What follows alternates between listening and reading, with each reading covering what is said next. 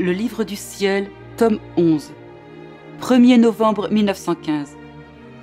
Jésus ne peut déverser son amour que sur les créatures qu'il aime.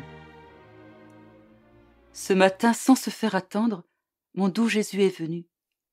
Il était palpitant et agité. Se jetant dans mes bras, il me dit « Ma fille, donne-moi du repos, laisse-moi déverser de l'amour. Si ma justice veut se déverser, elle peut le faire sur toutes les créatures.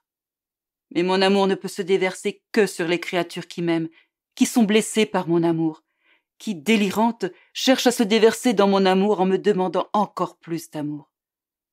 Si mon amour ne trouve pas une créature pour se déverser sur elle, ma justice s'enflammera davantage et donnera le coup final pour détruire les pauvres créatures. » Ensuite, il m'embrassa encore et encore en me disant « Je t'aime, mais d'un amour éternel. Je t'aime, mais d'un amour immense. Je t'aime, mais d'un amour que tu ne peux comprendre. Je t'aime, mais d'un amour qui n'aura jamais de limite ni de fin.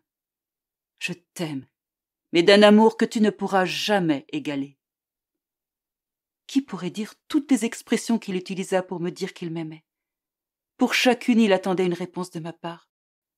Ne sachant que dire et n'ayant pas assez de mots pour rivaliser avec lui, je lui dis « Ma vie, tu sais que je n'ai rien, et que si j'ai quelque chose, c'est de toi que je le tiens et que je te retourne toujours ce que tu me donnes. Ainsi, étant tout en toi, mes choses sont pleines de vie, alors que moi, je continue de n'être rien.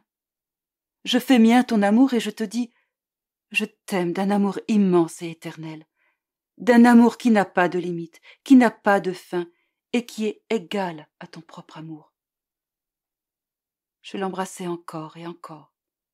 Et pendant que je continuais de lui dire des « je t'aime », il devint calme et reposé. Puis, il disparut. Par la suite, il revint en se montrant sous la forme de sa très sainte humanité, battue, blessée, disloquée, ensanglantée. J'étais horrifiée.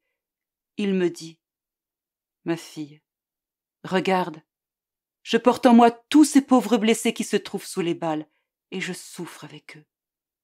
Je veux que toi aussi tu prennes part à ces souffrances pour leur salut. » Il se transforma en moi, et je devins terriblement souffrante.